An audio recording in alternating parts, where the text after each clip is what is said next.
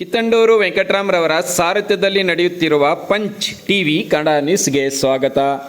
ಜಿಲ್ಲಾಡಳಿತದಿಂದ ಕೋಲಾರ ನಗರದ ಟಿ ಚೆನ್ನಯ್ಯ ರಂಗಮಂದಿರದಲ್ಲಿ ನಡೆದ ಬುದ್ಧ ಜಯಂತಿ ಕಾರ್ಯಕ್ರಮದಲ್ಲಿ ಭಾಗವಹಿಸಿದ್ದ ಕೋಲಾರ ಜಿಲ್ಲಾಧಿಕಾರಿ ಡಾಕ್ಟರ್ ಎಂಆರ್ ರವಿರವರು ಗೌತಮ ಬುದ್ಧನ ಚಿಂತನೆಗಳು ಇಂದಿನ ಸಮಾಜಕ್ಕೆ ಎಷ್ಟು ಪ್ರಸ್ತುತ, ಯಾಕೆ ಪ್ರಸ್ತುತ ಎಂಬ ಬಗ್ಗೆ ಅರ್ಥಪೂರ್ಣ ನುಡಿಗಳು ಹೇಗಿತ್ತು? ಸ್ನೇಹಿತರೆ, ಬನ್ನಿ ಕೇಳೋಣ.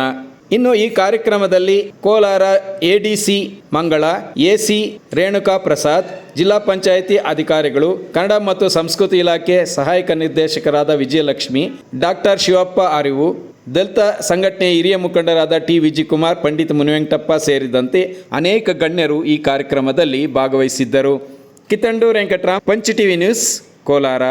ಬುದ್ಧರಾಗುವುದು ಎಂದರೆ ಕೇವಲ ಒಂದು ಜಾತಿಯ ಒಂದು ಧರ್ಮಕ್ಕೆ ಮಾತ್ರ ಸೀಮಿತವಾದುದಲ್ಲ ಅಂತ. ಬುದ್ಧ ಅನ್ನತಕ್ಕಂಥ ವ್ಯಕ್ತಿ ಅಥವಾ ಶಕ್ತಿಯನ್ನು ನೀವೇನಾದ್ರೂ ಹೇಳಿ, ಅವರ ಬಗ್ಗೆ ಉಟ್ಕೊಂಡಿರುವಂತಹ ಕಥೆಗಳು, ಉಪಕಥೆಗಳು ಸಾವಿರಾರು ವರ್ಷಗಳಿಂದ ನಾವು ಕೇಳ್ತಾ ಬಂದಿದ್ದೀವಲ್ಲ. ಬುದ್ಧನ ಕಾಲದಲ್ಲಿ ಅವನ ಸಮಕಾಲೀನರು ಇಡೀ ಜಗತ್ತಿನ ಇತಿಹಾಸದಲ್ಲಿ ಮೂವರು ನಿಮಗೆ ಸಿಗುತ್ತಾರೆ. ನಮ್ಮ ದೇಶದಲ್ಲಿ ಹೇಗೆ ಬುದ್ಧರನ್ನ ನಾವು ಬಹಳ ದೊಡ್ಡ ಏನೋ, ಈಗ ಉದಾಹರಣೆಗೆ ನೀವು ಸಮಾಜ ವಿಜ್ಞಾನಿ ಅಂತ ಕರಿತೀರಾ, ಅಥವಾ ಸಮಾಜ ಸುಧಾರಕ ಅಂತ ಕರಿತೀರಾ, ಅಥವಾ ನಾರಾಯಣ ಸ್ವಾಮಿ ಅಂತಂದ್ರು ಅವರು ಸಮಾಜದ ಒಬ್ಬ ವೈದ್ಯ ಕೂಡ ಆಗಿದ್ರು ಅಂತ. ಇವನ್ ಫಸ್ಟ್ ಸೋಶಿಯೋ ಸೈಕಾಲಜಿಸ್ಟ್ ಅಂತ, ಸಮಾಜದ ಮನೋವೈಜ್ಞಾನಿ ಆಗಿದ್ದವರು ಬುದ್ಧ ಅಂತ ಹೇಳಿ. ಅವನ ಕಾಲದಲ್ಲಿಯೇ ಅವರ ಸಮಕಾಲೀನಾಗಿದ್ದವರು ಚೀನಾ ದೇಶದಲ್ಲಿ ಕನ್ಫ್ಯೂಷಿಯಸ್ ಅಂತ. ಬಹುಶಃ ನೀವೆಲ್ಲ ಕೇಳಿರ್ತೀರಿ, ಇತಿಹಾಸದ ವಿದ್ಯಾರ್ಥಿಗಳಾಗಿದ್ರೆ. ಚೀನಾ ದೇಶದಲ್ಲಿ ಕನ್ಫ್ಯೂಷಿಯನಿಸಂ ಅನ್ನೋದು ಕೂಡ ಅಲ್ಲಿ ಒಂದು ಧರ್ಮ. ನಮ್ಮಲ್ಲಿ ಈಗ ಹಲವಾರು ಧರ್ಮಗಳಿದೆಯೋ ಹಾಗೆ ಕನ್ಫ್ಯೂಷಿಯಸ್ ಅನ್ನೋ ಅಲ್ಲಿ ಒಬ್ಬ ಮಹಾತ್ಮ ಹುಟ್ಟು ಬರ್ತಾನೆ. ಅದೇ ಸಂದರ್ಭದಲ್ಲಿ ಲಾವೋಟ್ಸೆ ಅನ್ನತಕ್ಕಂಥ ಮತ್ತೊಬ್ಬ ಧರ್ಮ ಪ್ರವರ್ತಕ ಕೂಡ ಹುಟ್ಟು ಬರ್ತಾನೆ. ಕನ್ಫ್ಯೂಷಿಯಸ್ ಯಾವಾಗಲೂ ಒಂದು ಮಾತು ಹೇಳ್ತಾರೆ, ಬಹಳ ನನಗೆ ಹಿಡಿಸಿದ ಮಾತು. ಇಂಗ್ಲಿಷ್ನಲ್ಲಿನೇ, ಆಮೇಲೆ ಕನ್ನಡದಲ್ಲಿ ಹೇಳ್ತೀನಿ. When U C A good man, emulate him. When you see a good man, emulate him. When you see a bad man, please examine your own heart ಅಂತ ಹೇಳ್ತಾರೆ. ಎಷ್ಟು ಅರ್ಥಬದ್ಧವಾಗಿದೆ ನೋಡಿ. ನೀವು ಯಾವ ಕಾರಣ ಒಳ್ಳೆಯ ವ್ಯಕ್ತಿಯನ್ನ ನೀವು ಗಮನಿಸಿದ್ರೆ, ನೋಡಿದ್ರೆ, ಅವನನ್ನ ಅನುಸರಿಸಿ ಅನುಕರಣೆ ಮಾಡೋಕ್ಕೆ ಪ್ರಯತ್ನ ಮಾಡಿ. ನೀವು ನಿಮ್ಮ ಜೀವನದಲ್ಲಿ ಯಾವ ಕೆಟ್ಟ ವ್ಯಕ್ತಿಯನ್ನ ನೀವೇನಾದರೂ ನೋಡಿದ್ರೆ, ಗಮನಿಸಿದ್ರೆ, ಆ ಕ್ಷಣದಲ್ಲಿ ನೀವು ನಿಮ್ಮ ಆತ್ಮಶೋಧನೆಯನ್ನು ಮಾಡಿಕೊಳ್ಳಿ ಮಾತನ್ನ ಹೇಳ್ತಾರೆ. ನಾವು ಯಾಕೆ ಆತ್ಮಶೋಧಕರಾಗಬೇಕು ಅಂತ ಹೇಳ್ತೀವಿ ಅಂತಂದ್ರೆ, ಬೆಳಕು ಹೊರಗಡೆ ಇಲ್ಲ, ಬೆಳಕು ಒಳಗಡೆ ಇದೆ ಅಂತ ಹೇಳಿ ನಾವೆಲ್ಲರೂ ಭ್ರಮಾಧೀನರಾಗಿದ್ದೇವೆ, ಭ್ರಮೆಯಲ್ಲಿ ಬದುಕ್ತಾ ಇದ್ದೇವೆ. ಬೆಳಕು ಹೊರಗಡೆ ಇಲ್ಲ, ಶಕ್ತಿ ಹೊರಗಡೆ ಇಲ್ಲ, ಸಾಮರ್ಥ್ಯ ಹೊರಗಡೆ ಇಲ್ಲ. ಇವೆಲ್ಲವೂ ಕೂಡ ಅಂತರಂಗದಲ್ಲಿದೆ, ಅಂತರ್ಗತವಾಗಿದೆ. ಯಾವ ವ್ಯಕ್ತಿ ತನ್ನ ಒಳಗಿನ ಬೆಳಕನ್ನು ಅರ್ಥ ಮಾಡಿಕೊಳ್ಳೋ ಪ್ರಯತ್ನ ಮಾಡ್ತಾನೋ ಅವನಲ್ಲಿ ನಿರಂತರವಾದ ಜ್ಯೋತಿ ಇಲ್ಲಿ ಬೆಳಗುತ್ತಾ ಇರ್ತವೆ. ಆ ನಿರಂತರವಾದ ಜ್ಯೋತಿ ಬೆಳೆದಲಿಕ್ಕೆ ಬುದ್ಧರ ತತ್ವಗಳು, ಬುದ್ಧರ ನಡೆ, ಅವರ ಚಿಂತನೆಗಳು ನಮಗೆ ಮಾರ್ಗದರ್ಶನವಾಗ್ತದೆ. ಅಂತ ದೊಡ್ಡ ವಿಚಾರಗಳು ಬುದ್ಧ ಹೇಳೇ ಇಲ್ಲ. ನನ್ನ ಪ್ರಕಾರ ನಾನು ನಿಮ್ಗೆ ಹೇಳ್ತೀನಿ ಕೇಳಿ. ಬುದ್ಧ ಯಾಕೆ ನಮ್ಮನ್ನ ಇಷ್ಟೊಂದು, ನಾನಂತೂ ಬುದ್ಧನನ್ನ ಮಾನಸಿಕ ಗುರು ಅಂತ ಒಪ್ಕೊಂಡ್ಬಿಟ್ಟಿದ್ದೀನಿ. ಬುದ್ಧನ ಪರಂಪರೆ ಇದೆಯಲ್ಲ, ಬುದ್ಧ ಹಾಕೊಂಡಿದ್ದ ದೊಡ್ಡ ಮರ ಇದೆಯಲ್ಲ, ಆ ಮರದ ಬೇರು, ಆ ವಿಚಾರಧಾರೆ ಇದೆಯಲ್ಲ, ಅದು ನಮ್ಮ ಕರ್ನಾಟಕದ ಬಸವಣ್ಣನವರಿಂದ ಅಂಬೇಡ್ಕರ್ವರೆಗೂ ಕೂಡ. ಇವತ್ತು ನೀವು ಪಿರಿಯಾರ್ ತಗೊಳ್ಳಿ, ಅಥವಾ ನಾರಾಯಣ ಗುರು ವಿಚಾರ ಮಾತಾಡಿ, ಜ್ಯೋತಿರಾವ್ ಬಾಪುಲೆ ಬಗ್ಗೆ ಮಾತಾಡಿ, ನಮ್ಮ ದೊಡ್ಡ ಏನು ಪರಂಪರೆ ಇದೆ, ವೈಚಾರಿಕ ಪರಂಪರೆ ಇದೆಯಲ್ಲ, ಆ ವೈಚಾರಿಕ ಪರಂಪರೆಯ ದೊಡ್ಡ ಆಳದ ಮರದಲ್ಲಿ ಬುದ್ಧನನ್ನು ನೋಡಲಿಕ್ಕೆ ಬಯಸ್ತೇವೆ. ಅದರ ಎಲ್ಲ ನಾವು ಏನೋ ಬೇರೆ ಬೇರೆ ರೆಂಬೆ ಕೊಂಬೆಗಳಾಗಿ ಈ ಪರಂಪರೆ ಮುಂದುವರ್ಕೊಂಡು ಬರ್ತದೆ ನೋಡಿ. ಈ ಮೂರನ್ನು ಎಷ್ಟು ಸಾಮ್ಯತೆ ಇದೆ ಅಂತಂದ್ರೆ, ಬುದ್ಧ, ಬಸವ, ಅಂಬೇಡ್ಕರ್ನೇ ಇಟ್ಕೊಂಡು ಮಾತಾಡಿದ್ರೆ, ಇವರ ಮೂರರಲ್ಲಿ ಎಂತಹ ದೊಡ್ಡ ಸಾಮ್ಯತೆ ಇದೆ. ಇವರ ಮೂರಿಗೂ ಮುಖ್ಯವಾಗಿದ್ದು ಮನುಷ್ಯ ಕೇಂದ್ರಿತವಾದ ಬದುಕು ಮಾತ್ರ. ಮನುಷ್ಯನ ಕುರಿತು ಮೊದಲ ಬಾರಿಗೆ ಬಂದೇಜ ಹೇಳ್ತಾರೆ ಮಾತಾಡುವವರು ಬುದ್ಧ. ನಿಜ. ಎಲ್ಲರೂ ಆ ಸಂದರ್ಭದಲ್ಲಿ ಬುದ್ಧ ಇದ್ದ ಕಾಲಘಟ್ಟ ಇದೆಯಲ್ಲ, ಆ ಕಾಲಘಟ್ಟದಲ್ಲಿ ಅವತ್ತಿನ ಸಮಾಜದಲ್ಲಿ ಅವ್ರು ಹೇಳ್ತಾರೆ, ಯಾಕೆ ಅವರು ಅಹಿಂಸೆಯನ್ನ ಬೋಧನೆ ಮಾಡ್ತಾರೆ ಅಂದ್ರೆ, ಅಲ್ಲಿ ಹಿಂಸೆ ಇತ್ತು. ಹಿಂಸೆ ಇದ್ದುದರಿಂದ ಸಮಾಜದಲ್ಲಿ ಅಹಿಂಸೆಯನ್ನ ಬೋಧನೆ ಮಾಡ್ತಾರೆ. ಅಲ್ಲಿ ಅಪರಿಗ್ರಹವನ್ನ ಬೋಧನೆ ಮಾಡ್ತಾರೆ. ಅಂದ್ರೆ ಕಳ್ಳತನ ನಡೀತಾ ಇತ್ತು, ಜನರು ಕಳ್ಳತನದ ಮಾರ್ಗದಲ್ಲಿ ಬದುಕ್ತಾ ಇದ್ರು. ಆ ಕಾರಣಕ್ಕಾಗಿ ಆ ನಡೆಸಬೇಕು ಅಂತ ಮಾತಾಡ್ತಾರೆ. ಸತ್ಯಸಂಧರಾಗಬೇಕು ಅಂತ ಮಾತನ್ನು ಹೇಳ್ತಾರೆ. ಯಾಕೆಂದ್ರೆ ಅವತ್ತಿನ ಜನರಲ್ಲಿ ಸುಳ್ಳು, ಮೋಸ, ವಂಚನೆ ಇತ್ತು, ಸತ್ಯ ಕಾಣ್ತಾ ಇರಲಿಲ್ಲ. ಯಾವ ಸಮಾಜದಲ್ಲಿ ಯಾವುದು ಇರೋದಿಲ್ವೋ ಅದ್ರ ಬಗ್ಗೆ ಒತ್ತನ್ನು ಕೊಡ್ತಾರಲ್ಲ, ಅದು ನಮಗೆ ಬಹಳ ಮುಖ್ಯ ಆಗ್ತಕ್ಕಂಥದ್ದು. ಇವು ಮೂರಕ್ಕೂ ಸೇರಿದ ಮತ್ತೊಂದೇನಪ್ಪ ಅಂದ್ರೆ ನೈತಿಕತೆಯ ಪಾಠವನ್ನು ಹೇಳ್ತಾರಲ್ಲ, ಆ ನೈತಿಕವಾದ ಜೀವನವನ್ನು ಹೇಗೆ ನಡೆಸುವುದು. ಅವ್ರಿಗೆ ಅನ್ನಿಸ್ತು 30 ವರ್ಷದ ಯುವಕನಾಗಿದ್ದಾಗ, 25-30 ವರ್ಷ ಯುವಕನಾಗಿದ್ದಾಗ ಏನೂ ಫಲಗಳ ಮನಸ್ಸಿನಲ್ಲಿ, ಯಾಕೆ ನನಗೇನೋ ಒಂಥರ ಕಸಿವಿಸಿ ಆಗ್ತಾ ಇದೆಯಲ್ಲ, ನನ್ನ ಮನಸ್ಸಿನೊಳಗೆ ಕಾಳಗ ಆಗ್ತಾ ಇದೆ, ಘರ್ಷಣೆ ಆಗ್ತಾ ಇದೆ, ಒಂದು ತೀರ್ಮಾನ ತಗೊಳ್ಳೋದು ನನಗೆ ಆಗ್ತಾ ಇಲ್ಲ ಅಂತ ಆ ಸಂದರ್ಭದಲ್ಲೇ ಬುದ್ಧನಿಗೆ ಅನಿಸಿದ್ದು, ಇದಕ್ಕೆಲ್ಲ ಒಂದು ಕಾರಣ ಹುಡುಕಬೇಕು, ನನ್ನ ಮನಸ್ಸಿನಲ್ಲಿ ಆಗುತ್ತಿರುವ ಗೊಂದಲಗಳಿಗೆ ಕಾರಣ ಹುಡುಕಬೇಕು ಅಂತ ಹೋದಾಗಲೇ ಅವನಿಗೆ ಅನಿಸಿದ್ದೇನಪ್ಪ ಅಂದ್ರೆ ದೇಹ ದಂಡಿಸಬೇಕು ಅಂತ ಮೊದಲು ಅನಿಸಿದ್ದು. ಆದರೆ ಅವ್ರು ಗೊತ್ತಾಗಿತ್ತು 16 ವರ್ಷ ಕಾಡು ಮೇಳಿಗೆ ಹರಿದ ಮೇಲೆ ಕಠೋರವಾಗಿ ದೇಹವನ್ನು ದಂಡನೆ ಮಾಡೋದ್ರಿಂದ ಏನೂ ಪ್ರಯೋಜನ ಇಲ್ಲ. ಈ ದೇಹ ಮೂಕವಾದದ್ದು, ದೇಹಕ್ಕೇನಿದೆ. ಅದಕ್ಕೆ ಅವ್ರು ಹೇಳ್ತಾರೆ mind is everything in this world ಅಂತ. ನೆನ್ಪಿಟ್ಕೊಳ್ಳಿ ಸ್ನೇಹಿತರೆ, ಮನಸ್ಸು ಇದೆಯಲ್ಲ, ಈ ಮನಸ್ಸು ಎಲ್ಲದಕ್ಕೂ ಕಾರಣ, ಮೂಲ ಈ ಮನಸ್ಸು. ಆದ್ರೆ ಒಂದು ತಿಳ್ಕೊಳ್ಳಿ, ಈ ಮನಸ್ಸಿದೆಯಲ್ಲ, ಈ ಮನಸ್ಸು ಅಷ್ಟು ಸುಲಭವಾಗಿ ನಮ್ಮ ಕೈಗೆ ಸಿಗುವುದಿಲ್ಲ. ಯಾಕಂದ್ರೆ ಈ ಮನಸ್ಸಿಗೆ ಒಂದು ಆಕಾರ ಇಲ್ಲ. ಆಕಾರ ಇಲ್ಲಿರೋ ಮನಸ್ಸಿಗೆ ಲಗಾಮ್ ಹಾಕೋದು ಹೇಗೆ ಅನ್ನೋದನ್ನ ನಾವು ತಿಳ್ಕೋಬೇಕಂದ್ರೆ ಬುದ್ಧರನ್ನ ಆಶ್ರಯಿಸ್ಕೊಳ್ಬೇಕು. ಹೇಗೆ ಲಗಾಮ್ ಹಾಕೋದು? ಅಲ್ಲ, ಕುದುರೆಗಳಿಗೆ ಲಗಾಮ್ ಹಾಕೋದು ಕೇಳಿದ್ದೀವಿ, ಹಸುಗಳಿಗೆ ಕಟ್ಟೋದು ಕೇಳಿದ್ದೀವಿ. ಮನಸ್ಸನ್ನ ಕಟ್ಟುವುದು ಹೇಗೆ? ಮನಸ್ಸನ್ನ ಕಟ್ಟುವುದು ಅಷ್ಟು ಸುಲಭವಾದ ಕೆಲಸವಲ್ಲ.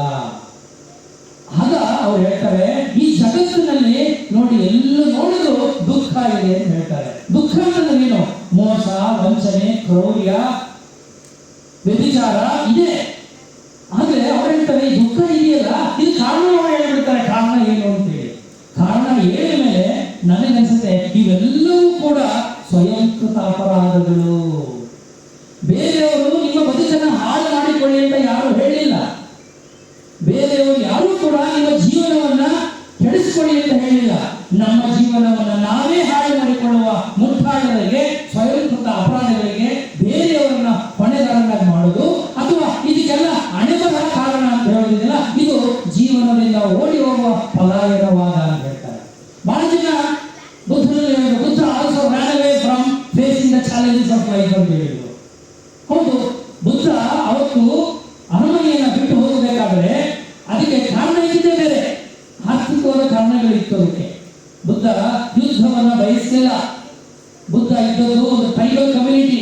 ಬುದ್ಧ ಸಾಮ್ರಾಜ್ಯದ ಪ್ರಿನ್ಸ್ ಆಗಿದ್ದ ಅಂತಂದ್ರೆ ನಾವು ನೀವು ಇವತ್ತಿನ ಕಲ್ಪನೆಯಲ್ಲಿ ಗಮನಿಸುವಂತ ದೊಡ್ಡ ದೊಡ್ಡ ರಾಜ್ಯಗಳೆಲ್ಲ ಅವತ್ತು ಮಗದ ರಾಜ್ಯಗಳು ನಂತರ ಬಂದದ್ದು ಸಾಮ್ರಾಜ್ಯಗಳು. ಅದಕ್ಕೆ ಹಿಂದೆ ಇದ್ದದೆಲ್ಲ ಕೂಡ ಸಣ್ಣ ಪುಟ್ಟ ಪ್ರಿನ್ಸಿಪಾಲಿಟೀಸ್ಗಳು, ಪಟ್ಟು ಪಾಳೆಯಗಳು ಅಂತ. ಅವೆಲ್ಲ ಟ್ರೈಬಲ್ ನೇಚರ್ ಇದ್ದದ್ದು. ಅಲ್ಲಿ 2 ಪ್ರಮುಖವಾದಂತಹ ಟ್ರೈಬ್ಸ್ ಇತ್ತು, ಒಂದು ಸಾಕ್ಯ, ಇನ್ನೊಂದು ಕೋಲಿ ಅಂತ. ಇವರಿಬ್ಬರ ನಡುವೆ ಕಚ್ಚಾಟ ಆಗಿ ಯಾಕೋಸ್ಕರ ಅಂದ್ರೆ ನಮ್ಮ ನಡುವೆ ಹರಿತಾ ಇರುವಂತ ಆ ರೋಹಿಣಿ ನದಿಯ ನೀರನ್ನ ಹಂಚಿಕೆಗಾಗಿ ಅವತ್ತು ಜಗಳ ಆಗಿತ್ತು. ಆ ಯುದ್ಧವನ್ನ ತಪ್ಪಿಸೋದಕ್ಕೋಸ್ಕರ, ಆ ಯುದ್ಧದಿಂದ ಆಗಬಹುದಾದಂತಹ ಮಾರಣ ಹೋಮಗಳಿಗೆ ಉತ್ತರ ಕಂಡುಕೊಳ್ಳೋದಕ್ಕೋಸ್ಕರ ಬುದ್ಧ ಸತ್ಯವನ್ನು ಹುಡುಕ್ತಾ ಹೋಗ್ತಾನೆ. ಆತ ಹೋಗಿದ್ದು ತನ್ನ ಒಂದು ಸ್ವಾರ್ಥಕ್ಕಾಗಿ ಅಲ್ಲ, ಈ ಜಗದ ಈ ಸಮಸ್ಯೆಗೆ ಪರಿಹಾರವನ್ನು ಕಂಡುಕೊಳ್ಳೋಕ್ಕಾಗಿ. ಫಸ್ಟ್ ಹೋಗಿದ್ದು ಕಾಡಿಗೆ, ಆದ್ರೆ ಅರ್ಥ ಆಯ್ತು ಇಲ್ಲಿ ನನಗೇನು ಸಾಧ್ಯವಿಲ್ಲ, ವಾಪಸ್ ನಾನು ನಾಡಿಗೆ ಬರಬೇಕು ಅಂತೇಳಿ ನಾಡಿಗೆ ಬಂದು ಈ ಸಮಾಜದ ಜನರೊಂದಿಗೆ ಬೆರೀತಾರೆ. ಅದು ಆ ಕಾರಣಕ್ಕಾಗಿ ನಾನು ಹೇಳಿದೆ, ಬುದ್ಧ ಅಂತ ಹೇಳಿದ್ರೆ ಅದು ಮನುಷ್ಯ ಕೇಂದ್ರಿತವಾದ ಆಲೋಚನೆ, ಮನುಷ್ಯ ಜೀವಪರವಾದಂತಹ ಒಂದು ವಿಚಾರಧಾರೆ. ಯಾವ ವಿಚಾರಧಾರೆ ಜೀವಪರವಾಗಿರುತ್ತೋ, ಯಾವ ವಿಚಾರಗಳು ಮನುಷ್ಯನ ಉನ್ನತಿಗೆ ಸಹಾಯವನ್ನು ಮಾಡುತ್ತೋ ಅಂತಹ ವಿಚಾರಗಳು, ಅಂತಹ ಚಿಂತನೆಗಳು ಶಾಶ್ವತವಾಗಿ ಉಳಿದುಬಿಡ್ತವೆ. ಆ ಕಾರಣಕ್ಕಾಗಿ ಬುದ್ಧನ ವಿಚಾರಗಳು, ಬುದ್ಧನ ತತ್ವಗಳು, ಸಿದ್ಧಾಂತಗಳು ಇವತ್ತಿಗೂ ಕೂಡ ಶಾಶ್ವತವಾಗಿ ನಮ್ಮ ಮುಂದೆ ಇದೆ. ಇದ್ರೆ ಬೇರೆಯವರಿಗೆ ಹಿತವಾಗಿರ್ತದೆ. ಯಾವಾಗ ಮಿತಿ ಮೀರಿ ನಾವು ನಮ್ಮ ವರ್ತನೆ, ಮಾತು, ನಡತೆ ಎಲ್ಲವನ್ನ ಮಾಡ್ತೀವಿ, ಸಹಜವಾಗಿ ಅದು ಅವರಿಗೆ ಕಿರಿಕಿರಿಯಾಗಿ ಅದು ಅಹಿತ ಅನಿಸಕ್ಕೆ ಪ್ರಾರಂಭವಾಗುತ್ತೆ. ಅದಕ್ಕೆ ತುಂಬಾ ಸೌಂದರ್ಯವತ್ತಿನ ಆರಾಧನೆ ಮಾಡಬೇಡಿ, ತುಂಬಾ ಕುರುಪಿಯನ್ನು ಕೂಡ ತೆಗೆದುಬಿಡಿ, ಮಧ್ಯದಲ್ಲಿದ್ದೀವಿ. ಅತಿ ಶಿವ ಶ್ರೀಮಂತಿಕೆಯೂ ಒಳ್ಳೆಯದಲ್ಲ, ಅತಿ ಬಡತನವೂ ಒಳ್ಳೆಯದಲ್ಲ, ಎತ್ತರನೂ ಒಳ್ಳೆಯದಲ್ಲ, ವಿದ್ಯೆನೂ ಒಳ್ಳೆಯದಲ್ಲ. ಅಂದ್ರೆ ನಾವು ಎಚ್ಚರವಾದಂತಹ ಪ್ರಜ್ಞೆಯನ್ನು ಇಟ್ಟುಕೊಂಡು ಮಧ್ಯಮ ಮಾರ್ಗದಲ್ಲಿ ಹೋಗಿ ಅಂತ ಹೇಳ್ತಾರೆ. ಬುದ್ಧ ಅಂತಂದ್ರೆ ತಿಳುವಳಿಕೆ, ಅದು ಅರಿವು, ಅಂದ್ರೆ ಎಚ್ಚರ, ಸದಾ ಎಚ್ಚರದ, ಸದಾ ಪ್ರಜ್ಞೆಯ ಅವಸ್ಥೆಯಲ್ಲಿರ್ತಕ್ಕಂಥದ್ದು. ಇಂತಹ ಬುದ್ಧ ನಿಮ್ಗೆಲ್ಲ ಅನಿಸ್ಬೋದು, ಯಾಕೆ ದೇವರ ಬಗ್ಗೆ ಏನು ಮಾತಾಡಲಿಲ್ಲ Buddha? Buddha never said anything about God. He never said anything about ಸ್ವರ್ಗ ನರಕದ ಬಗ್ಗೆ ಮಾತಾಡಲಿಲ್ಲ. He never said anything about river. He never said anything about karma. ಪುನರ್ಜನ್ಮದ ಬಗ್ಗೆ ಒಂದು ಮಾತಾಡಲಿಲ್ಲ ಬುದ್ಧ. ಹಿಂಗೆ ನೀವೆಲ್ಲ ಇದೆಲ್ಲ ಹೇಳ್ತಾರೆ, ಅಲ್ಲ ಗುರುಗಳೇ ನೀವು ಇಷ್ಟೆಲ್ಲ ಹೇಳ್ತಾರಲ್ಲ, ನಾವು ಪುನರ್ಜನ್ಮ ಅಂದ್ರೆ ಮುಂದಿನ ಜನ್ಮದಲ್ಲಿ ಎಲ್ಲಿ ಹೋಗ್ತೀವಿ? ಬುದ್ಧ ಉತ್ತರ ಕೊಡೋದಿಲ್ಲ. ನೀವು ಇಷ್ಟೆಲ್ಲ ತಿಳುವಳಿಕೆ ಇದೆ ಅಂತ ಹೇಳ್ತೀರಲ್ಲ, ಇಷ್ಟೆಲ್ಲ ಜ್ಞಾನಿಗಳು ಅಂತ ನೀವು ಕೇಳ್ಕೊತೀರಲ್ಲ, ನಿಮಗೆ ಜ್ಞಾನೋದಯ ಆಗಿದೆ, ನೀವು ಬುದ್ಧರು ಅಂತ ಹೇಳ್ಕೊತೀರಲ್ಲ, ಹಾಗಾದ್ರೆ ನೀವು ದೇವರು ಕಂಡಿದ್ದೀರ? ದೇವರು ಅಂದ್ರೆ ಯಾರು? ಇದ್ದಾನ ದೇವರು? ಇದ್ದ ಎಲ್ಲಿದ್ದಾನೆ? ನಮಗೆ ಸಾಕ್ಷಾತ್ಕಾರ ಮಾಡ್ಕೊಡ್ತೀರಾ ಅಂತ ಕೇಳಿದ್ರೆ ಬುದ್ಧ ಉತ್ತರವೇ ಕೊಡೋದಿಲ್ಲ. ಯಾಕೆ ಅಂತಂದ್ರೆ ಬುದ್ಧ ಹೇಳ್ತಾರೆ, ಇರುವ ಮನುಷ್ಯನ ಬಗ್ಗೆ, ಅವನ ಸುತ್ತ ಇರುವ ಸಮಸ್ಯೆಗಳು, ನೋವುಗಳ ಬಗ್ಗೆ ನಾವು ಮಾತಾಡಬೇಕೇ ವಿನ ಗೊತ್ತಿಲ್ಲದೆ ಇರೋ ದೇವರ ಬಗ್ಗೆ ಕಾಲಹರಣ ಮಾಡೋದು ಒಳ್ಳೆಯದಲ್ಲ. G.S. ಶಿವರಾಜನವರು ರಾಷ್ಟ್ರಕವಿಗೆ ಚೆನ್ನಾಗಿ ಹೇಳ್ತಾರಲ್ಲ, ಇಲ್ಲದ ದೇವರ ಎಲ್ಲೋ ಹುಡುಕಿದೆ, ಎಲ್ಲೋ ಹುಡುಕಿದೆ ಇಲ್ಲದ ದೇವರ ಕಲ್ಲು ಮಣ್ಣುಗಳ ಗುಡಿಗಳಲ್ಲಿ, ಗೋಪುರಗಳಲ್ಲಿ ಅಂತ. ನಾವಿವತ್ತು ಏನ್ ಮಾಡ್ತಾ ಇದೀವಿ? ಇಲ್ಲಿರುವ ದೇವರನ್ನ ಬಿಟ್ಟು ಎಲ್ಲೋ ಇಲ್ಲದೆ ದೇವರನ್ನ ಆ ಗುಡಿ ಗೋಪುರಗಳಲ್ಲಿ ಹುಡುಕೋ ಪ್ರಯತ್ನವನ್ನ ಮಾಡ್ತಾ ಇದೀವಲ್ಲ, ಇದು ಬುದ್ಧನ ತತ್ವಕ್ಕೆ ವಿರುದ್ಧವಾದದ್ದು. ಅದಕ್ಕೆ ಬುದ್ಧ ಹೇಳ್ತಾನೆ, I do not know anything about god because I am only about man and his sufferings. ಮನುಷ್ಯ ಮತ್ತು ಮನುಷ್ಯ ಅನುಭವಿಸ್ತಾ ಇರುವ ಕಷ್ಟ ಕಾರ್ಪಣ್ಯಗಳಿಂದ ಅವನು ಆಚೆ ತರೋದಕ್ಕೆ ನನಗೆ ಕೆಲಸ, ಅದು ಬಿಟ್ಟು ನನಗೆ ಮಿಕ್ಕದೇನು ಗೊತ್ತಿಲ್ಲ ಅನ್ನೋ ಮಾತನ್ನು ಹೇಳ್ತಾನೆ. ನಮ್ಮ ಭಾರತೀಯರ ಬಗ್ಗೆ ಒಂದು ಮಾತಿದೆ, ಏನಪ್ಪ ಅಂದ್ರೆ Indians always live in the past ಅಂತ. ಈ ಭಾರತೀಯರು ಭೂತಕಾಲದಲ್ಲಿ ಹೆಚ್ಚು ಬದುಕ್ತಾರೆ ಅಂತ, ವರ್ತಮಾನ ಕಾಲಕ್ಕೆ ಬರೋದೇ ಇಲ್ಲ, ಇನ್ನು ಭವಿಷ್ಯದ ಬಗ್ಗೆ ಮಾತನಾಡೋದಿಲ್ಲ. ಅಂದ್ರೆ we always talk about the past. ನಮ್ಮ ಕಾಲ ಚೆನ್ನಾಗಿತ್ತು, ನಮ್ಮ ತಾತ ಚೆನ್ನಾಗಿದ್ದ, ನಮ್ಮ ದೇಶ ಚೆನ್ನಾಗಿತ್ತು, 500 ವರ್ಷದ ಇತಿಹಾಸ, 5000 ವರ್ಷ ಇತಿಹಾಸ, ಇಷ್ಟೆಲ್ಲ ಇದ್ದು 2500 ವರ್ಷಗಳ ಆಗಿ ಕೂಡ ಬುದ್ಧನಿಂದ ನಾವು ಒಂದು ಸ್ವಲ್ಪ ನಾವು ಕಲಿತಿದ್ದರೆ ಈ ಸಮಾಜದಲ್ಲಿ ಇವತ್ತು ಇಷ್ಟು ಕ್ರೌರ್ಯ, ವಂಚನೆ, ವ್ಯಭಿಚಾರ, ಅಸಮಾನತೆ ಇರಲಿಕ್ಕೆ ಸಾಧ್ಯವಾಗ್ತಿತ್ತ? Then what is that we have learned from Buddha and his teachings? ಬುದ್ಧನಿಂದ, ಬುದ್ಧನ ತತ್ವಗಳಿಂದ, ಸಿದ್ಧಾಂತಗಳಿಂದ ನಾವು ಏನೂ ಕಲಿಯಿಲ್ಲ. ಆ ಮೂಲಕ ನಾವು ಬುದ್ಧನಿಗೆ ಅವಮಾನವನ್ನು ಮಾಡ್ತಾ ಇದ್ದೇವೆ. ಆಗಬೇಕಾಗಿರೋದು ಆತ್ಮ ಸಂಸ್ಕಾರ, ಆತ್ಮ ಸಾಕ್ಷಾತ್ಕಾರ ಆಗಬೇಕು. ನಿಮ್ಮ ಆತ್ಮದಲ್ಲಿ ಶುದ್ಧವಾಗಿದ್ದಾಗ ಮಾತ್ರ ಅದು ಬುದ್ಧತ್ವ ಅಂತ ಅನಿಸುತ್ತೆ. Buddha spoke only about equality. ಇವತ್ತು ನಾವು ಅದು ಸಾಮಾಜಿಕವಾದಂತ ಜಸ್ಟಿಸ್ ಬಗ್ಗೆ ಮಾತಾಡ್ತೀವಿ, ಅಂದ್ರೆ ಸೋಷಿಯಲ್ ಈಕ್ವಾಲಿಟಿ ಬಗ್ಗೆ ಮಾತಾಡ್ತೀವಿ, ಅಥವಾ ಇನ್ನೊಂದು ನಾವು ಸೋಷಿಯಲ್ ಜಸ್ಟಿಸ್ ಬಗ್ಗೆ, ಸಾಮಾಜಿಕ ನ್ಯಾಯದ ಬಗ್ಗೆ ಮಾತಾಡ್ತೀವಿ. ಶಿವಕುಮಾರ್ ಹೇಳ್ತಾ ಇದ್ರು ಒಳಗೊಳ್ಳುವಿಕೆ ಬಗ್ಗೆ ಮಾತಾಡ್ತೀವಿ. ಇದನ್ನು ಯಾವತ್ತೂ ಬುದ್ಧ ಪ್ರಯೋಗ ಮಾಡಿ ಅದನ್ನ ಯಶಸ್ವಿ ಕೂಡ ಗೊಳಿಸುತ್ತಿದ್ದಾರೆ. ಅದಕ್ಕೆ ನನಗೆ ಬಹಳ ಸಂದರ್ಭದಲ್ಲಿ ನೋವು ಯಾಕಾಗುತ್ತೆ ಅಂದ್ರೆ, the problem of this country is not about scarcity, the problem of this country is about plenty. ಈ ದೇಶದಲ್ಲಿ ಕೊರತೆಯ ಸಮಸ್ಯೆ ಇಲ್ಲ, ಸಮಸ್ಯೆ ಇರೋದು ಕೊರತೆಯಲ್ಲ. ಈ ದೇಶದ ಸಮಸ್ಯೆ ಇರೋದು ಯಥೇಚ್ಛವಾಗಿ ಸಿಗ್ತಾ ಇದೆಯಲ್ಲ, ಸುಲಭವಾಗಿ ಸಿಗ್ತಾ ಇದೆಯಲ್ಲ, ಅದರ ಮೌಲ್ಯವನ್ನು ನಾವು ಕಂಡುಕೊಳ್ಳಕ್ಕೆ ಸಾಧ್ಯವಾಗಿಲ್ಲ. ಅದನ್ನ ಯಾವ ರೀತಿ ಎಲ್ಲರಿಗೂ ಹಂಚಿಕೊಂಡು ಇರಬೇಕು ಅನ್ನೋದು ನಾವು ಇವತ್ತಿಗೂ ಕಲಿಯಲಿಲ್ಲ. ನೋಡಿ, ಬುದ್ಧ ಅವನು ಜ್ಞಾನೋದಯ ಆಗ್ತಿದ್ದಂಗೆ ಅವನು ಬೇರೆಯವ್ರ ತರ ತನ್ನಲ್ಲೇ ಇಟ್ಕೋಬಹುದಾಗಿತ್ತಲ್ವ? ತನ್ನ ಜ್ಞಾನೋದಯ ಆಗಿದ್ದನ್ನ, ತನಗೇನೋ ಒಂದು ಹೊಳಿತಲ್ಲ, ಆ ಒಳಪನ್ನ, ಬೆಳಕನ್ನ, ಆ ವಿಚಾರವನ್ನ ತನ್ನಲ್ಲೇ ಇಟ್ಕೋಬಹುದಾಗಿತ್ತಲ್ವ?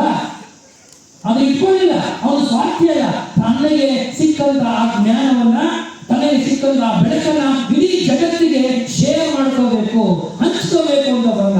Sharing is loving and sharing is caring ಅನ್ನೋ ಮಾತನ್ನ ಬುದ್ಧ ಹೇಳ್ಕೊಡ್ತಾನೆ. ಇವತ್ತು ಸುಮ್ಮನೆ ನಾವೇನೋ ಮಾತಾಡ್ತಾ ಇದ್ದೀವಿ, ಎಷ್ಟು ಸಾರಿ ನಾವು ಶೇರ್ ಮಾಡ್ಕೊಳ್ಳೋಕೆ ಸಾಧ್ಯ? ಅಲ್ಲದೆ ನನ್ನ ಹಣ್ಣನಿಗೆ ತಮ್ಮನಿಗೆ ಅರ್ಧ ಜಮೀನು ಕೊಟ್ಬಿಟ್ರೆ ನಾವು ನೊಂದ್ಕೊತೀವಿ. ನಾನು ಹಣ್ಣಿನ ಹೆಂಡತಿ ಏನಾದರೂ ಸ್ವಲ್ಪ ಆಗಿ ತಗೊಂಡ್ಬಿಟ್ರೆ ಅಯ್ಯೋ ನಾನು ಹೇಳ್ತೀನಿ ಬಂದು ನನ್ನ ಕಿವಿ ಹೋಗ್ತಾರೆ. ಯಾವಾಗ ನಾವು ಶುದ್ಧರಾಗೋದು, ಪರಿಶುದ್ಧರಾಗೋದು? ಇನ್ನೂ ಈರ್ಷ್ಯೆ, ಇನ್ನೂ ದ್ವೇಷ, ಇನ್ನೂ ಹೊಟ್ಟೆ ಕಿಚ್ಚು. ಸತ್ಯ ಹೊಟ್ಟೆಯವರು ಕಿಚ್ಚಿರುತ್ತೆ, ಅದು ಇಷ್ಟೊಂದಿರಬಾರ್ದು ಅಲ್ವಾ? ಅದಕ್ಕೆ ಬಸವ ಚೆನ್ನಾಗಿ ಹೇಳ್ತಾನೆ, ಯಾರಿಗಾಗಲೇ ನಾನು ಅಂಜಲಿ ಅಂತ. ನನಗೆ ತುಂಬಾ ಕೆಲವರು ಕಂಡ್ರೆ ಬಹಳ ಭಯ ಅಂತ ಹೇಳ್ತಾರೆ. ಯಾರ ಕಂಡ್ರೆ ಭಯ ಅಂತಂದ್ರೆ ಈ ಹಾವು ಹೊರಗಾಡುತ್ತಲ್ಲ, ಆ ಹಾವು ಹೊರಗಾಡೋದ್ ಕಂಡ್ರೆ ನನಗೆ ಹೆದರಿಕೆ ಆಗುತ್ತೆ ಅಂತ. ಅದಕ್ಕೆ ಅಂಜೋದಿಲ್ಲ ನಾನು, ಅದನ್ನ ಎದುರೋದಿಲ್ಲ ನಾನು. ಅಥವಾ ಈ ಹುರಿ ನಾಲಿಗೆ ಇರುತ್ತಲ್ಲ, ಅಂದ್ರೆ ಬೆಂಕಿಯ ಜ್ವಾಲೆಗೂ ಕೂಡ ನಾನು ಅಂಜೋದಿಲ್ಲ, ಅಥವಾ ಸುರುಳಿಯ ಮನೆಗೂ ಕೂಡ ನಾನು ಅಂಜೋದಿಲ್ಲ. ಎರಡು ವಿಚಾರಕ್ಕೆ ಮಾತ್ರ ನಾನು ಭಯ ಆಗುತ್ತೆ, ಅಂಜುತ್ತೀನಿ. ಯಾವಾಗಪ್ಪ ಅಂದ್ರೆ ಪರಧನ ಮತ್ತು ಪರಸ್ತ್ರೀಯ ಜೂಲಿಗಂಜುವೆ ಅಂತ ಹೇಳ್ತಾನೆ. ಪರಧನ ಮತ್ತು ಪರಸ್ತ್ರೀಯ ಬಗ್ಗೆ ಅವ್ರ ಬಗ್ಗೆ ನನಗೆ ಭಯ ಇದೆ ಅನ್ನೋ ಮಾತದೆ ಬಸವ ಹೇಳ್ತಾರೆ. ಅಂದ್ರೆ ನನ್ನ ಅಂತರಂಗವನ್ನು ನಾನು ಶುದ್ಧಿಯಾಗಿ ಇಟ್ಕೊಳ್ಳದೆ ಹೋದ್ರೆ, ನಾವು ಅದೇ ತಪ್ಪನ್ನ ಮಾಡ್ತಾನೆ ಇದ್ದರೆ ನಾವು ಕಲಿಯೋದು ಯಾವಾಗ, ಬೆಳೆಯೋದು ಯಾವಾಗ ಅಂತ. ಮಧ್ಯಮ ಮಾರ್ಗ ನಮಗೆ ಇಲ್ಲಿ ಸಹಾಯವನ್ನ ಮಾಡುತ್ತೆ. ಆಮೇಲೆ ಬುದ್ಧ ಎಲ್ಲೋ ನೀನು ಸತ್ತ ಮೇಲೆ ಎಲ್ಲಿ ಸ್ವರ್ಗಕ್ಕೆ ಹೋಗ್ತೀಯಾ? ಏನಿಲ್ಲ. ಇವತ್ತು ಮಲಗಿದೆಯಾ, ಅದು ನಿನ್ನ ನಿದ್ರಾವಸ್ಥೆ. ಎದರ್ತೀಯಾ, ಜೀವನ ಮಾಡ್ತೀಯಾ, ಅದು ನಿನ್ನ ಪ್ರಜ್ಞಾವಸ್ಥೆ. ಇಷ್ಟೇ ಬದುಕು, ಏನಿಲ್ಲ. ಪ್ರತಿನಿತ್ಯ ಸಾಯ್ತೀವಿ. ಅಕಸ್ಮಾತ್ ಭಗವಂತ ಕೊಟ್ರೆ ನಾಳೆ ಬೆಳಿಗ್ಗೆ ಎದ್ದರೆ ನಾವು ಜೀವಂತವಾಗಿದ್ದೀವಿ ಅಂತ ಗೊತ್ತಾಗಲ್ಲ. ಹೌದಾ ಇಲ್ವೋ? ಹಂಗೆ ಹೋಗೋಣಲ್ವಾ? ಹೋಗ್ತೀವೋ ಇಲ್ವೋ? ಪ್ರತಿನಿತ್ಯದ ನಿದ್ರೆಯೂ ಕೂಡ ನನ್ನ ಪ್ರಕಾರ ಒಂದು ಸಾವು. ಆ ಸಾವಿನಿಂದ ಎದ್ದು ಬರ್ತೀವಲ್ವಾ, ಅದು ಎಚ್ಚರ. ಆ ಎಚ್ಚರ ಸದಾಕಾಲ ನಮ್ಮೊಂದಿಗೆ ನಾವು ಯಾವಾಗಲೂ ಅದು ಕಾಪಿಟ್ಟುಕೊಳ್ಳುವ ಪ್ರಯತ್ನವನ್ನು ನಾವು ಮಾಡಬೇಕು. ಅದಕ್ಕೆ ನನಗೆ ಬುದ್ಧನ ಬಗ್ಗೆ ಯೋಚನೆ ಮಾಡ್ತಾರೆ. ಬುದ್ಧ ನನಗೆ 2-3 ವಿಚಾರಗಳಲ್ಲಿ ಯಾಕೆ ಬಹಳ ಮುಖ್ಯ ಅಂತ ಅನ್ನಿಸ್ತಾರೆ ಅಂತಂದ್ರೆ, ಅವರು ಬಳಸಿದಂತ ಭಾಷೆ. ನೀವು ಹೇಳಿದ್ರಿ, ಅವರು ಅವತ್ತಿನ ಕಾಲಕ್ಕೆ ಬಹಳ ದೊಡ್ಡ ಪ್ರಮಾಣದಲ್ಲಿ ಇದ್ದಂತ ಸಂಸ್ಕೃತ ಭಾಷೆಯಲ್ಲಿ ಬೋಧನೆ ಮಾಡಬಹುದಾಗಿತ್ತು. ನಮ್ಮ ದೇಶದ ಇತಿಹಾಸವನ್ನ ಗಮನಿಸಿದ್ರೆ ಅಥವಾ ಜಗತ್ತಿನ ಯಾವುದೇ ಇತಿಹಾಸವನ್ನ ಗಮನಿಸಿದ್ರೆ ನೀವು 3 ಭಾಷೆಗಳನ್ನ ಪ್ರಮುಖವಾಗಿ ಅವತ್ತಿನ ಕಾಲಘಟ್ಟದಲ್ಲಿ ಕಾಣ್ತೀವಿ. ಅಲ್ಲಿ ನಿಮಗೆ ವೆಸ್ಟರ್ನ್ ಅಲ್ಲಿ, ಪಾಶ್ಚಿಮಾತ್ಯಗಳಲ್ಲಿ ಗ್ರೀಕ್ ಭಾಷೆಯಲ್ಲಿ ಮಾತಾಡಿದ್ರೆ ಅವರು ಶ್ರೇಷ್ಠರು ಅಂತ, ಪರ್ಷಿಯನ್ ಭಾಷೆಯಲ್ಲಿ ಮಾತಾಡಿದ್ರೆ ಅವರು ಶ್ರೇಷ್ಠರು ಅಂತ, ನಮ್ಮ ಭಾಗದಲ್ಲಿ ಸಂಸ್ಕೃತ ಭಾಷೆಯಲ್ಲಿ ಮಾತಾಡಿದ್ರೆ ಅವನು ಮಹಾಪಂಡಿತ, ಅವನು ತಿಳುವಳಿಕೆ ಇರ್ತಕ್ಕಂಥವನು ಅಂತ. ಅಂತಹ ಪಾಂಡಿತ್ಯವನ್ನು ಹೊಂದಿದ್ದರೂ ಕೂಡ, ಆ ಭಾಷೆಯಲ್ಲಿ ಮಾತಾಡುವ ಎಲ್ಲ ಸಾಮರ್ಥ್ಯವಿದ್ರೂ ಕೂಡ ಬುದ್ಧ ಆಯ್ಕೆ ಮಾಡಿಕೊಂಡಿದ್ದು ಬಹುಜನರು ಮಾತನಾಡುವಂತ, ಶ್ರೀ ಸಾಮಾನ್ಯ ಮಾತನಾಡುವಂತ ಪಾಳಿ ಭಾಷೆ. ಆ ಪಾಳಿ ಭಾಷೆಯಲ್ಲಿ ಬುದ್ಧ ಮಾತನಾಡೋದ್ರಿಂದ, ವಿಚಾರಗಳನ್ನ ಅಲ್ಲದ್ರಿಂದ ಅವರು ಬಹಳ ಬೇಗ ಎಲ್ಲರಿಗೂ ಸೇರಲಿಕ್ಕೆ ಕಾರಣವಾಗ್ತಿದ್ದಾರೆ. ನಿಮ್ಗೆ ಆಶ್ಚರ್ಯ ಆಗೋದು, ಬುದ್ಧನಿಗೆ ಏನು ನಾವು ಜ್ಞಾನೋದಯನ ಮಾತನ್ನ ಹೇಳ್ತೀವಲ್ಲ, ಅರಿವು ಅಂತೀವಲ್ಲ, ತಿಳುವಳಿಕೆ ಅಂತ ಹೇಳ್ತೀವಲ್ಲ, ಬೆಳಕು ಅಂತ ಹೇಳ್ತೀವಲ್ಲ, ಇದು ಆದ ಸಂದರ್ಭದಲ್ಲಿ ಅವ್ರು ಯಾರಿಗೋಸ್ಕರ ಹೇಳ್ತಾರೆ? ಯಾರು ಹೇಳ್ಬೇಕು ನನಗೆ ಜ್ಞಾನೋದಯ ಆಗಿದೆ? ನಾನು ಹೇಳಿದ್ರೆ ನೀವೆಲ್ಲ ಒಪ್ಕೋತೀರಾ? ನೆನ್ನೆ ಮೊನ್ನೆ ನಮ್ಮ ಜೊತೆ ಇದ್ದವನು ನೀನು, ಇದ್ದಕ್ಕಿದ್ದಂಗೆ ಜ್ಞಾನೋದಯ ಆಗುತ್ತೆ ಅಂದ್ರೆ ಎಲ್ಲಿ ಒಪ್ಕೋತೀರಿ? ಯಾರಿಗೆ ಹೇಳ್ಬೇಕು? ಜ್ಞಾನೋದಯ ಆದಾಗ ಆತ ಜೊತೆಲಿತ್ತು, ಮಧ್ಯದಲ್ಲಿ ಬಿಟ್ಟು ಹೋಗಿದ್ರಲ್ಲ ಅವರ ಎಲ್ಲ ಸ್ನೇಹಿತರು ಅವ್ರನ್ನ ಹುಡುಕಿ ಕರ್ಕೊಂಡ್ಬಂದು ಸಾರನಾಥದಲ್ಲಿ ಮೊದಲ ಧರ್ಮ ಒಂದು ಪ್ರವಚನವನ್ನು ಮಾಡ್ತಾರೆ. ಅವ್ರನ್ನ ಒಂದು ಕನ್ವಿನ್ಸ್ ಮಾಡ್ಬೇಕಲ್ಲ, ನನ್ನಲ್ಲಿ ಬದಲಾವಣೆ ಆಗಿದೆ, ನಾನೇನೋ ಕಂಡುಕೊಂಡಿದ್ದೀನಿ, ಈ ಹೊಸ ಬೆಳಕನ್ನ ನಾನು ನಿಮ್ಗೆ ಹೇಳ್ಬೇಕಲ್ಲ, ನೀವು ಅರ್ಥ ಮಾಡ್ಕೋಬೇಕು. ನೀವು ಅರ್ಥ ಮಾಡ್ಕೊಂಡಾಗ ಹೌದು, ಈ ಬುದ್ಧ ಹಿಂದಿನ ಬುದ್ಧ ಅಲ್ಲ, ಹೊಸ ಬುದ್ಧ. ಸಿದ್ಧಾರ್ಥ ನಿಜವಾದ ಅರ್ಥದಲ್ಲಿ ಬುದ್ಧನಾಗಿದ್ದಾನೆ. ಸಿದ್ಧಾರ್ಥ ಬರೀ ಗೌತಮ ಸಿದ್ಧಾರ್ಥನಾಗಿಲ್ಲ, ಈತ ನಿಜಕ್ಕೂ ಬುದ್ಧನಾಗಿದ್ದೇನೆ ಎಂದು ಅವರಿಗೆ ಅರ್ಥ ಆದ ನಂತರವೇ ಎಷ್ಟೋ ವರ್ಷಗಳ ಮೇಲೆ ಅವ್ರ 8 ಶಿಷ್ಯರಾಗ್ತಾರೆ. ಅದು ಆ ಬೇರೆ ವಿಚಾರಕ್ಕೆ ಬರುವುದಿಲ್ಲ. ಬುದ್ಧನ ತತ್ವಗಳು, ಬುದ್ಧ ಯಾತಿಗೆ ನಮಗೆ ಇನ್ನೂ ಬಹಳ ಪ್ರಸ್ತುತವಾಗ್ತಾರೆ ಅಂದ್ರೆ, ಒಂದು ಭಾಷೆ ದೃಷ್ಟಿಯಿಂದ 30-35 ವರ್ಷ ಸಾರ್ವಜನಿಕ ಜೀವನ. ನಾನು 40 ವರ್ಷದ ಹಿಂದೆ ನಾನು ಯೋಗ ಕಲಿಯಕ್ಕೆ ಶುರು ಮಾಡಿದೆ. 40-42 ವರ್ಷ ಆಯ್ತು ನನಗೆ ಯೋಗ ಕಲಿಯಕ್ಕೆ ಶುರು ಮಾಡಿ. ಆ ಯೋಗ ಕಲಿಯಕ್ಕೆ ಶುರು ಮಾಡಿದ ಮೇಲೆ ನಾನು ಹಾಗೆ ಮಾಡ್ತಾ ಬಂದು ಸುಮಾರು 55 ಆಸನಗಳು ಆಗ್ತಾ ಇದೆ. ಆರೋಗ್ಯ ಭಗವಂತ ಚೆನ್ನಾಗಿಟ್ಟಿದ್ದಾನೆ, ಏನು ತೊಂದರೆ ಇಲ್ಲ. ಯಾಕಂದ್ರೆ ಜನಗಳ ಜೊತೆ ಇರ್ತೀನಿ, ಶುದ್ಧವಾಗಿ ಇಟ್ಕೊಂಡಿದ್ದೀನಿ, ಆತ್ಮ ಸಾಕ್ಷಿಯಾಗಿ ನಾನು ಮಾತಾಡ್ತೀನಿ. ನಾನು ಅವತ್ತು ಕಲಿತಂತ ಯೋಗ ಇವತ್ತಿಗೂ ಕೂಡ ನನಗೆ ಎಷ್ಟು ಸಹಾಯ ಮಾಡಿದೆ ಅಂದರೆ, Buddha always talks about 2 things. One is about the rationalisation, rationalism ಅಂತ, ವೈಚಾರಿಕತೆ. ಬುದ್ಧನ ಈ ಧರ್ಮ, ಬೌದ್ಧ ಧರ್ಮ ಯಾಕೆ ಇದು ಇಷ್ಟೊಂದು ವೈಜ್ಞಾನಿಕವಾಗಿ ವೈಚಾರಿಕವಾಗಿದೆ ಅಂದರೆ, ಆಲ್ಬರ್ಟ್ ಐನ್ಸ್ಟೈನ್ ಸ್ವತಃ ಹೇಳ್ಬಿಡ್ತಾನೆ, ಇವತ್ತು ಈ ಜಗತ್ತಿನಲ್ಲಿ ಯಾವ್ದಾರ ಒಂದು ಧರ್ಮ ವೈಜ್ಞಾನಿಕವಾಗಿದೆ ಅಥವಾ ವೈಜ್ಞಾನಿಕ ಕಾರಣದ ಮೇಲೆ ಅದು ಸ್ಥಾಪಿತವಾಗಿದೆ, ಅದು ಬುದ್ಧ ಧರ್ಮವನ್ನು ಮಾತಾಡಿದೆ. Albert Einstein, one of the greatest scientists ever produced in this, in mankind, ನಾವು ನೋಡ್ತಂತ ಬಹಳ ದೊಡ್ಡ ಒಬ್ಬ ವಿಜ್ಞಾನಿ. ಅವ್ರು ಹೇಳ್ತಾರೆ, he talks about two things, Buddha. ಒಂದು about rationalism, another is about training of your mind. ಹೆಂಗೆ ಸಾಧ್ಯ ಹೇಗಾದ್ರೆ ನನ್ನ ಮನಸ್ಸನ್ನ ಹೆಂಗೆ ಲಗಾಮ ಹಾಕೋದು, ಪ್ರಾರಂಭದಲ್ಲಿ ಹೆಂಗೆ ಲಗಾಮ ಹಾಕೋದು ಹೇಳ್ಕೊಡಿ ಅಂತ. ಅದಕ್ಕೆ ನಮ್ಮ ಬಗ್ಗೆ ಹೇಳ್ತಾರೆ, ನೀವು ಬನ್ನಿ ನಾವು ಇದ್ದೀವಿ, ನಾವು ಬರೋದಾಗಲ್ಲ ಸ್ವಾಮಿ, ನಾವಿರೋ ಜನರಲ್ಲಿ ನಮ್ಗೆ ಹೇಳ್ಕೊಡಿ. ನನ್ನ ಕಷ್ಟ ಸ್ವಾಮಿ, ಬೆಳಿಗ್ಗೆ 5 ಗಂಟೆ ದುಡಿಬೇಕು, ನನ್ನ ಹೆಂಡತಿ ಮಕ್ಕಳಿಗೆ ಹೊಟ್ಟೆ ಸಾಕಬೇಕು, ನಾನು EMI ಕಟ್ಟಬೇಕು, ಬಾಡಿ ಕಟ್ಟಬೇಕು, ಬದುಕಬೇಕು, ನಾನು ಜೀವನದ ಅನೇಕ ಕನಸುಗಳು ಇಟ್ಕೊಂಡಿದ್ದೀನಿ. ನಾನು ಹೆಂಗೆ ನೀವು ಬೋಧನೆ ಮಾಡ್ತೀನಿ, ಬೋಧನೆಯಿಂದ ಪ್ರಯೋಜನ ಆಗೋದಿಲ್ಲ, ಬದುಕನ್ನ ಹೇಳ್ಕೊಡಿ. ಆ ಬದುಕನ್ನ ಹೇಗೆ ಹೇಳ್ಕೊಡ್ತೇನೆ ಬುದ್ಧ ಅಂದ್ರೆ, you have to train your mind. How is it possible?